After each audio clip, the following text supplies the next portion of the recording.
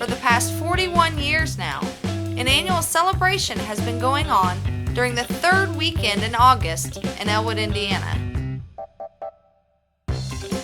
It's a tribute to the city's unique, beautifully crafted, hand-blown art glass. Produced in the community's two art glass factories, the House of Glass and Prestige Crystal. It is put together by the local Chamber of Commerce, sponsorships from local businesses, and volunteers from the community.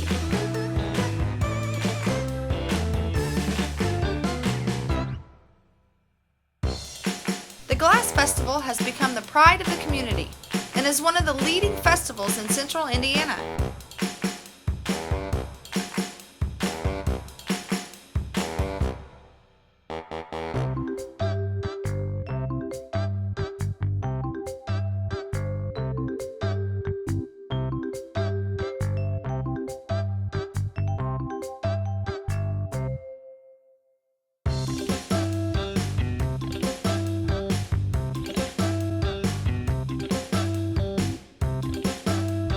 Relax while we tell you a story of how the Elwoodians celebrate an event called the Elwood Glass Festival.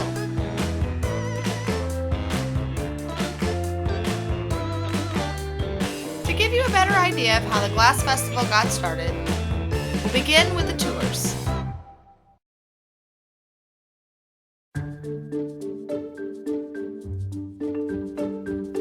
On our first tour stop, we got to watch Jill Rice, the current craftsman and owner of the House of Glass, make what will be a beautiful piece.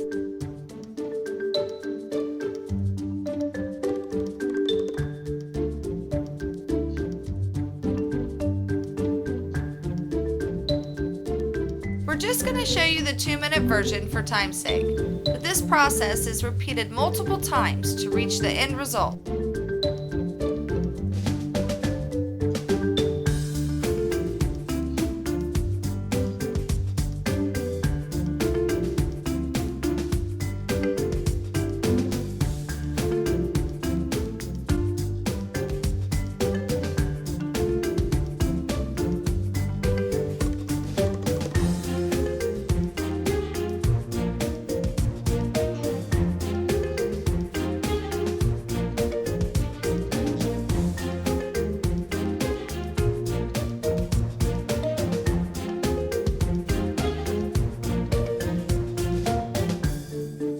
Collectors agree that the House of Glass conceptual art paperweights and other unique design creations are among the finest in the world and have been highly sought treasures among collectors for years.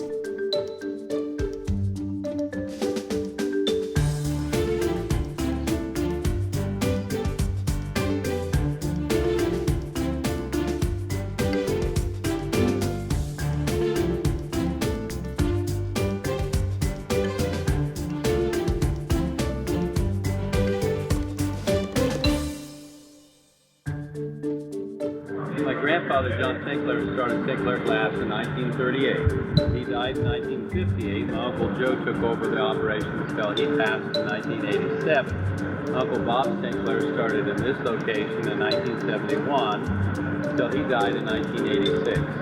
Uncle Joe died about a month before Uncle Bob's sales, and so we bought this place in October of 87. So I've been here on my own since October of 87. I started working glass when I was 12 years old. They made me go to school for a couple of years, but I've been doing this over 50 years now. So I've been here really on my own for 25 years. I've been making glass for about 50.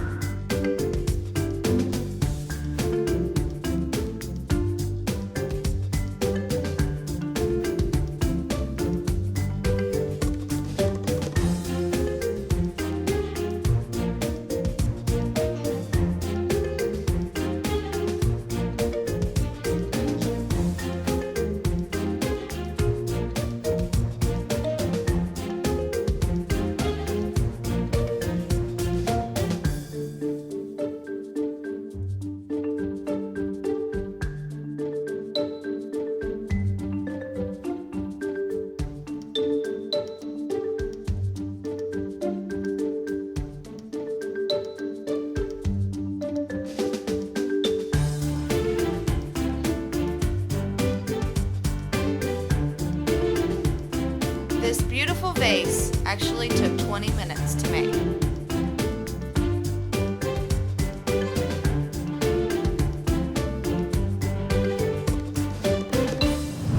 Let me just tell you a little bit about the history, and I'll show you one good picture in here.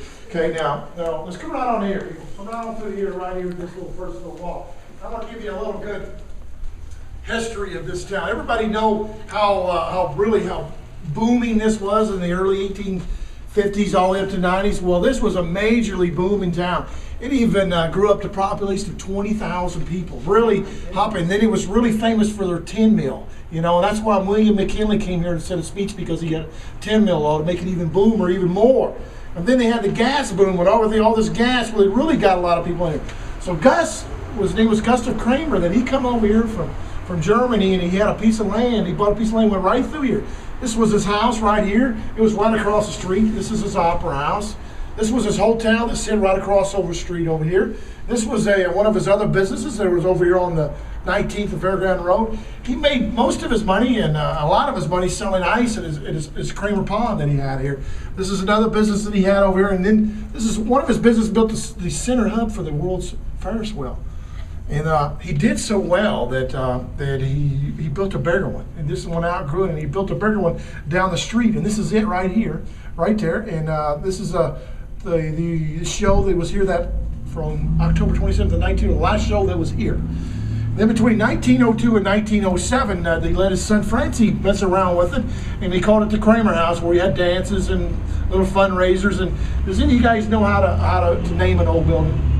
It's really who built it and who owns it now. Oh, okay. So back in him, his name was Gustav Kramer. Believe it or not, my name is Hall. So that's kind of cool. But then this is and then 1907, the Masons. Everybody heard of the Masons? Well, they bought it in 1907 for $20,000. At that time, we had a doctor and a dentist, an attorney, and then when the Masons bought it, we're pretty secretly keep everybody out, and it's just their lodge. And then I'm going to walk around now. I'm going to show you some things. Check out this poster right here. Now, this was an original poster from 97. This was her second appearance. A lady come up here and found it in her house and give it to you. I see you like to have this. Like, show her. So we looked it up in the newspaper and everything. This was her second appearance here. Wow. Yes, it was. That's priceless to me right there. Like you've heard of Wendell Wilkie? Oh. Well, this is Herman Wilkie, his father. He had his office here in 1896 in room 3. That's Wendell when he was 10 right there.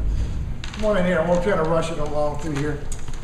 Are all these published in a book in the library or something? They're in the microfilm in the newspaper, just the ads, but all the research, we did all the research who they was, of course. This clock was installed in 1909, come from Paris, France. Well. Yes. This was the lodge room. You know, I had one psychic come out here one day, and she come out here and says, "Wow." And she started rolling out the middle of the floor out here, kind of a heavy-set woman, and she started, woo! She gets up, she said, "Man, this isn't spiritual. I felt this before, but never this strong. What was out here in the middle of the floor?" I said, "The Masons give their oath to God here." And she said, "Well, that energy still like that. I can feel it." Now, this is the picture when I bought it. Now look how ugly the building is. Come here, let me show you how ugly. You see what a window was? Right there where the French doors was? Oh, yeah. So they had to brick that up. You see the windows up here? They bricked all them windows back in too. And I tore it all off, and this used to come in the side. Oh, it was ugly. It was ugly.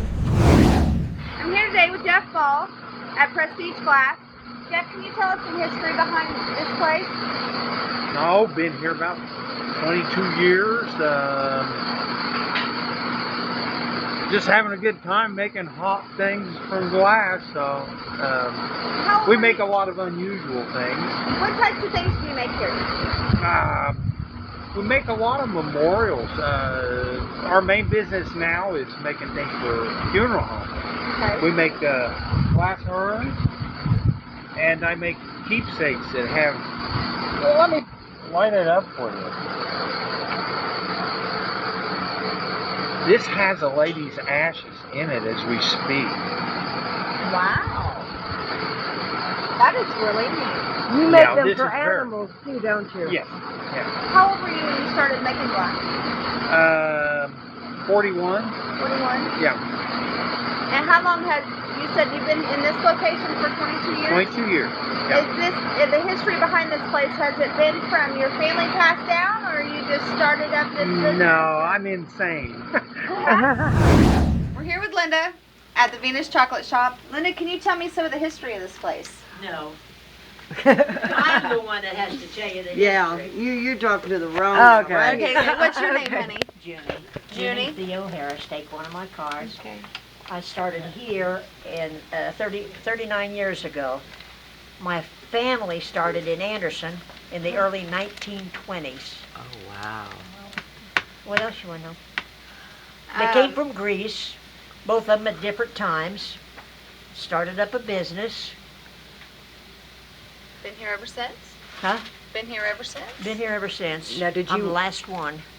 And this was she a keeps saying family. me. This is a family passed down business then. Well, no, I built this.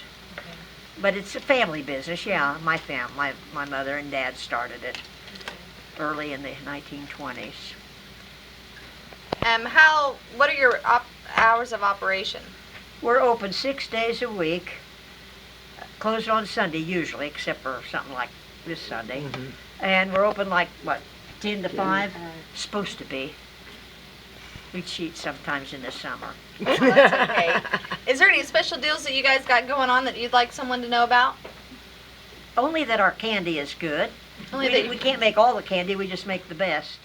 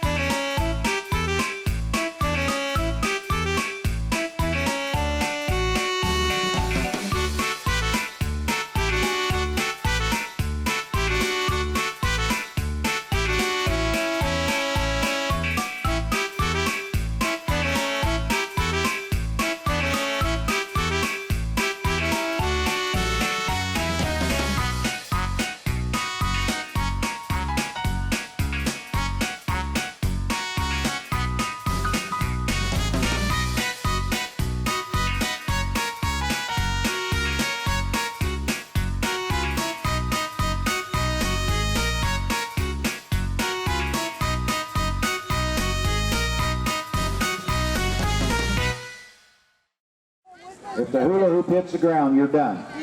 Here we go. Everybody ready?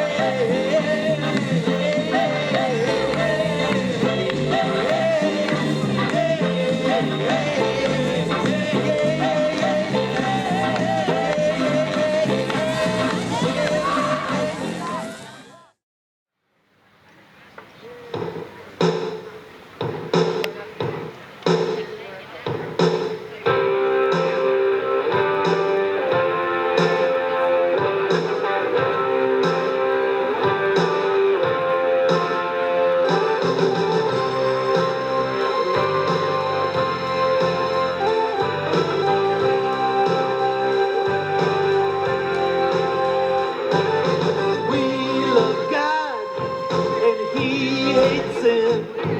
And if you mess around with it, you just can't win. And so it goes to the day you die. This thing they call sin is gonna make you cry. With every sin, your conscience shrinks. One thing for sure, sin stinks. Sin stinks. Yeah, yeah. Sin stinks. Sin stinks. Yeah, yeah. Sin stinks. Sin stinks. Yeah, yeah. Sin stinks. Sin stinks.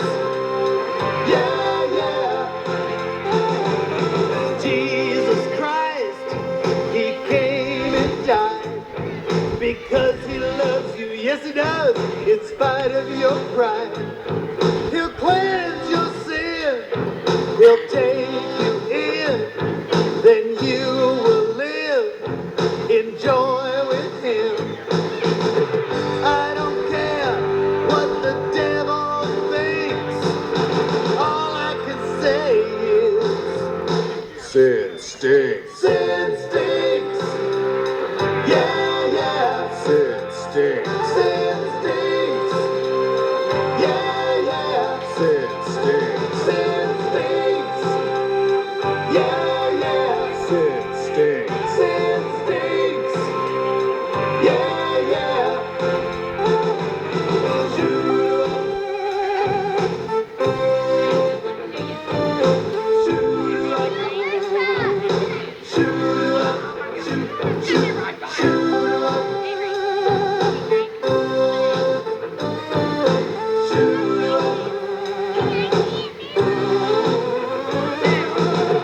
The Bible says in red blacking, sin leads to death. Sin stinks. Sin stinks. Yeah, yeah. Sin stinks. Sin stinks. Yeah, yeah.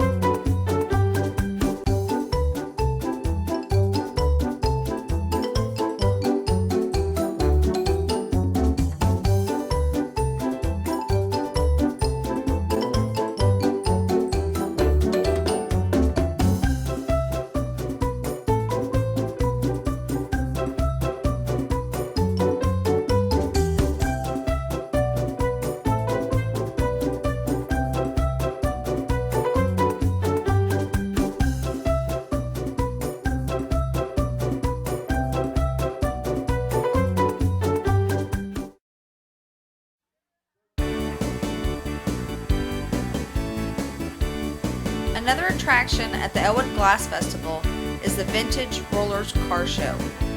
Established in 1983, the Vintage Rollers have grown to be one of the biggest and best car shows in the state of Indiana.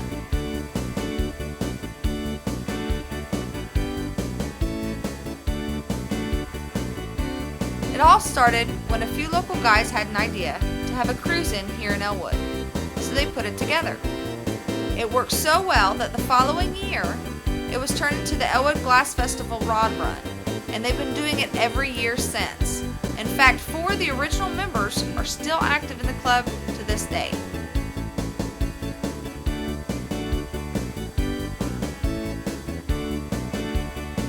They also host the Cicero, Indiana Red Bridge Car Show, the Cruise in the Park, and the Elks Cruise-In the night before the Elwood Glass Festival Rod Run.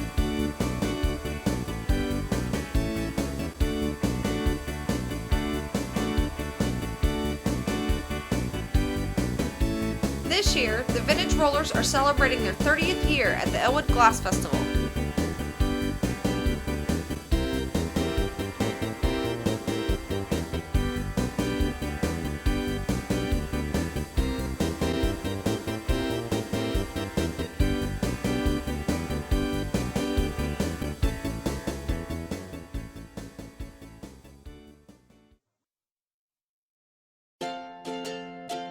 From the carnival to the parade to the pageants and their rich glass heritage, one thing's for certain, these folks sure know how to have fun.